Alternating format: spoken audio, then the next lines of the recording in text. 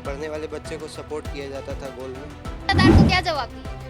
अब देंगे कि देखिए संघर्ष किया तो फल मिला। टेस्ट दीजिए, टेस्ट ज़्यादा देने से, मॉक टेस्ट बनाने से कॉन्फिडेंस बढ़ता है, इसलिए शुरू से बहुत कुछ फ़ायदा उठा सकते हैं और आगे बढ़ सकते हैं। तो इन्होंने जब भी मोबाइल का यूज किया डिजिटली प्रैक्टिस और डिस्कशन करता था मैं। गोल विलेज का यही फ़ायदा था, वहाँ डिस्कशन ग्रुप अच्छा बन जाता है। मुझे पूरा विश्वास था कि मेरा बेटा डॉक्टर बनेगा।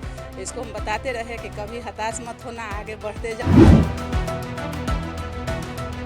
सपोर्टिव पेरेंट्स थे इसलिए ज़्यादा दिक्कत नहीं हुआ। पेरेंट्स मोटिवेट करते थे और वहाँ के टीचर्स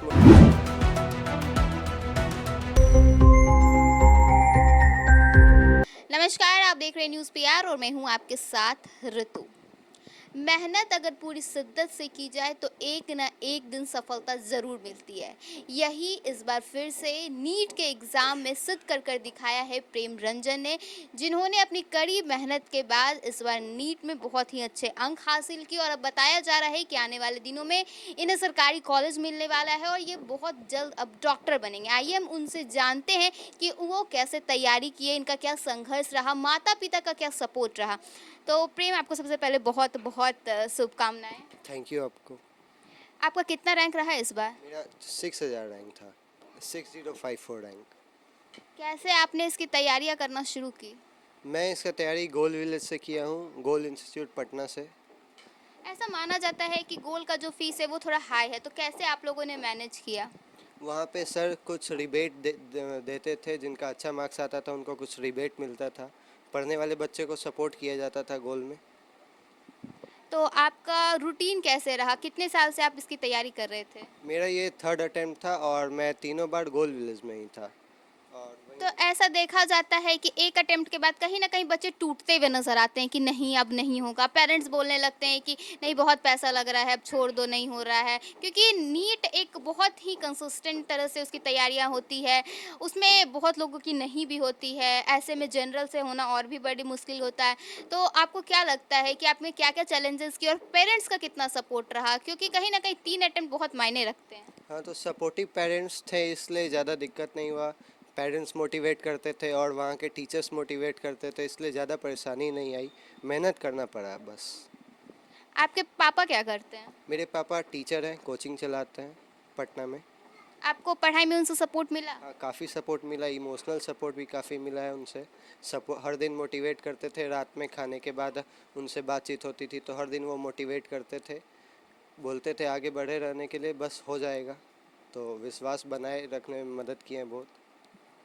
आप कैसे तैयारी कर रहे थे? जो स्टूडेंट्स अभी तैयारी कर रहे हैं, कई स्टूडेंट्स का नहीं निकलता है, एक के बाद उनके कहीं ना कहीं आत्मविश्वास नीचे होते हुए नजर आते हैं, तो उनको क्या कहना चाहते हैं? वो कैसे शुरुआती दौर में तैयारी कर सकते हैं, या फिर अगर फर्स्ट अटेम्प्ट में नहीं निकल रहा है तो क्या करें, सेकेंड अटेम्प्ट में नहीं निकल रहा है तो क्या करें? मैं बोलूँगा कि मोटिवेटेड रहिए और टेस्ट दीजिए, टेस्ट ज़्यादा देने से, मॉक टेस्ट बनाने से कॉन्फिडेंस बढ़ता है, इसलिए शुरू से ही टेस्ट लगाते रहिए और अच्छे इंस्टीट्यूट का टेस्ट लगाइए ताकि अच्छा वो कॉन्सेप्ट बने। इसका बेसिक क्या है? कैसे शुरुआती दौर में तैयारी करें? कहीं न कहीं ऐसा देखा जाता है कि जो नीट की तैयारी कर रहे हैं, उन बच्चों का फिज़िक्स थोड़ा वीक होता है, बायोकेमिस्ट्री तो हो जाता है, फिज़िक्स थोड़ा वीक होता है, तो इसको कैसे बूस्ट करें? मैं तो क्वेश्चन प्रैक्टिस से करता था, क्वेश्चन प्रैक्टिस और डिस्कशन करता था मैं। गोल विलेज का यही फ़ायदा था, वहाँ डिस्कशन ग्रुप अच्छा बन जाता है, तो डिस्कशन से मैं बहुत आगे बढ़ा हूँ फिज़िक्स में खास करके, तो डिस्कशन से फ़ायदा होगा। तो 12th में आपके कितने मार्क्स रहे थे? 12th में 85%। और इसमें आपके कितने मार्क्स थे? इस 600। बार हाँ, 615 मार्क्स। क्या लग रहा है आपको, कौन से कॉलेजेस इस बार मिलने वाले हैं? कॉलेज अगर बिहार में ले तो पीएमसीएच बहुत अच्छा कॉलेज है, वो मिल सकता है, और अगर बाहर ले तो और भी बहुत सारे कॉलेज है जो मिलेगा। तो आपके पेरेंट्स जो हैं इतना सपोर्ट किए, उनका क्या स्ट्रगल रहा? मोहल्ले का क्या स्ट्रगल रहा? क्योंकि कई लोग ताने भी मारते हैं कि बड़ा बेटा को डॉक्टर बना रहा है, नहीं बनेगा, पैसा बर्बाद कर रहा है। हाँ, तो बहुत लोग ताना मारने की कोशिश करते थे, लेकिन मेरे पेरेंट्स मेरे सामने नहीं बोलने देते थे किसी को। मेरे पेरेंट्स बहुत सपोर्ट किए मेरा, यहाँ घर में भी और फैमिली में भी, बाहर में भी रहते थे तो सपोर्ट किए हैं बहुत। मेरे पेरेंट्स कोई को बोलने नहीं देते थे, बोलते थे मेरा बेटा कर लेगा, और आज किए हैं, अच्छा लगता है। आप कैसे अपने आप को इतने समय तक मोटिवेटेड फील किए? बस चाहत थी कि एमबीबीएस ही करना है, नहीं तो पिछले बार तो दूसरा कोर्स ले सकते थे, लेकिन चाहत थी कि एमबीबीएस ही करना है, इसलिए मोटिवेशन अंदर से मिलती है। कब आपने सोचा कि आपको मेडिकल के फील्ड में आगे बढ़ना है, क्योंकि लड़के ज़्यादा थोड़ा कम फिजिक्स बायो में रहते हैं, उन लोग का ज़्यादा मैथ्स प्रेफरेंस होता है। तो टेंथ के बाद, टेंथ से ही मेरा सोच बन गया था कि हमको मेडिकल ही करना है, तो उसके बाद से फिर गोल में नाम लिखवाए और फिर तैयारी स्टार्ट कर दी है। अब आप हमारे दर्शकों को दिखाना चाहते हैं कि कहाँ पे आप पढ़ते थे, आपका क्या शेड्यूल था, आप किस रूम में बैठ के पढ़ाई करते थे? रूम में? हाँ, मैं हॉस्टल में रहता था। अच्छा, मतलब आपका यहाँ पे घर पे वैसा कोई शेड्यूल नहीं? घर पे शुरू में घर पे रहा था, फिर बाद में हॉस्टल में चला गया था लास्ट के कुछ महीने के लिए, तो लास्ट में मैं हॉस्टल में ही रहता था। आइए अब हम इनके पेरेंट्स से जानने की कोशिश करते हैं कि उन्होंने अपने बच्चे को इतना सपोर्ट दिया, क्योंकि बाद बाकी जो पेरेंट्स हैं वो कहीं ना कहीं टूट जाते हैं। हम उनसे जानेंगे हम उनसे जानेंगे कि वो कैसे मोटिवेटेड रहे, क्योंकि कहीं ना कहीं बताया जाता है कि नीट में काफ़ी पैसे लगते हैं और ये भी गारंटी नहीं होती है कि उनका बेटा या बेटी जो है वो आगे जाके डॉक्टर बनेगा या नहीं बनेगा। भविष्य बर्बाद हो रहा है, साल बर्बाद हो रहा है, क्या हो रहा है? कैसे सर आप अपने आप को भी और बच्चे को भी मोटिवेटेड रखें? क्योंकि मैं एजुकेशन में वर्षों से हूँ, पिछले 32 साल से मैं एजुकेशन में हूँ और मैं इसे भली भांति जानता हूँ कि labour never goes in when, परिश्रम कभी व्यर्थ नहीं जाता है। तो मैं बहुत बच्चों को आज तक मैंने पढ़ाया, बहुत बच्चे हमारे सफल हैं, सर्विस में भी हैं, सरकारी जॉब, प्राइवेट जॉब कर रहे हैं। तो मैं अपने बच्चों पर भी इसको इस्तेमाल किया और हमेशा मैं बताते रहा कि नहीं, कभी भी परिश्रम मत छोड़ो, हमेशा परिश्रम करते रहो। अगर तुम कंटिन्यू परिश्रम करते रहोगे तो कोई तुम्हें रोक नहीं सकता। मोहल्ले वालों का, रिश्तेदारों का क्या रिस्पॉन्स था? जैसे कि तरह तरह के ताने सुनने को मिलते हैं, उससे आप लोगों ने कैसे फ्लो अप किया? मोहल्ले वाले कहते रहते हैं, उनका काम है, उन लोगों का अपना काम है, हमारा अपना काम है। चूँकि मैं एजुकेशन में था ही, तो मुझे मतलब ये हमेशा प्रेरणा मिलती रहती है कि कभी भी हमें आगे बढ़ना है तो परिश्रम ही एक रास्ता है। तो मैं अपने बच्चों को, 2 बच्चे हमारे हैं, ये बड़े हैं और एक छोटे हैं, उनको भी मतलब हमेशा मैं कहते रहता हूँ कि हमेशा मेहनत कीजिए और मेहनत करते हुए आगे बढ़िए। इन्होंने हमेशा सुना, मेरी बात ईमानदारी से सुना और उसको अमल किया और अमल करते हुए इन्होंने आगे बढ़ा और आगे बढ़ते हुए इन्होंने परिश्रम किया और अंततः इन्होंने सफलता पाई। सर ऐसा देखने को मिल रहा है कि आजकल डिजिटल युग है और डिजिटल युग में जो बच्चे हैं वो सोशल मीडिया पर काफ़ी ज़्यादा एक्टिव हैं और पढ़ाई लिखाई से पीछे हटते हुए नजर आ रहे हैं। तो आपके बेटे का दिनचर्या कैसा था?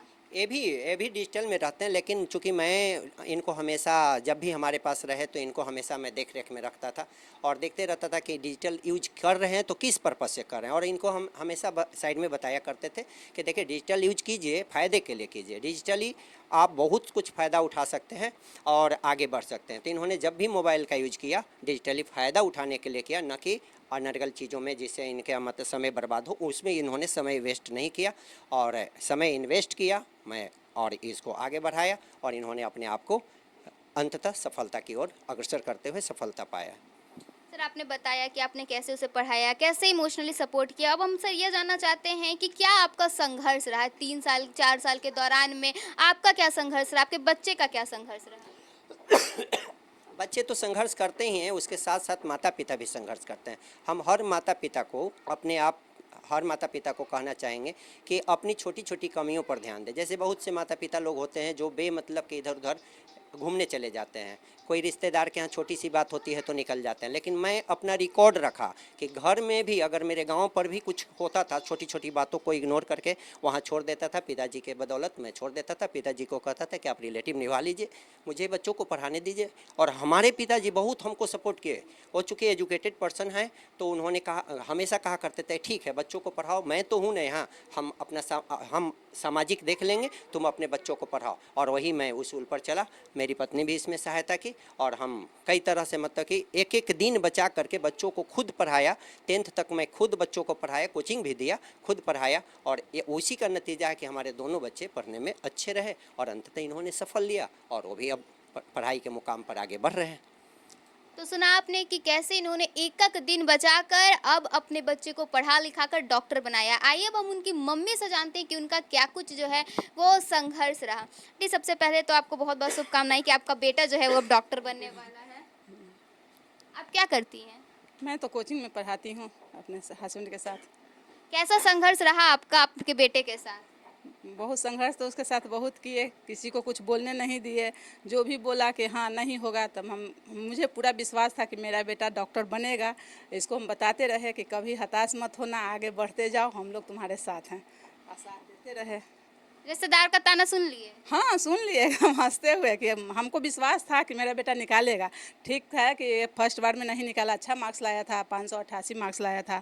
फिर सेकंड टाइम थोड़ा सा वीक हो गया मैथी देखकर, फिर भी हम लोग को कोई आया तो माथ पर हाथ धर लिया कि अब मेरा नहीं हुआ। हम कि कोई बात नहीं, अगले बार होगा, अगले चांस दो। अब रिश्तेदार को क्या जवाब दिए हैं? अब देंगे कि देखिए संघर्ष किया तो फल मिला। तो सुना आपने कि कैसे उनके माता पिता ने भी बताया कि सिर्फ बच्चे ही नहीं बल्कि पेरेंट्स का संघर्ष भी उतना ही ज़रूरी होता है। एक एक दिन को बचाकर, रिश्तेदारी को छोड़कर उन्होंने पढ़ाने को जो है वो महत्व दिया। उनकी माँ का भी संघर्ष में नज़र आया कि वो बेटे जब टूटे तो उन्होंने संभाला, ये नहीं कहा कि छोड़ दो मत करो तुमसे नहीं होगा, उन्होंने हमेशा से संभाला। रिश्तेदार के खिलाफ नजर आई और अब रिश्तेदार को जवाब देने के लिए भी पूरी तरह से तैयार है। फिलहाल के लिए बस इतना ही। ऐसे ही तमाम खबरों के साथ बने रहने के लिए देखिए न्यूज़ पीआर। धन्यवाद।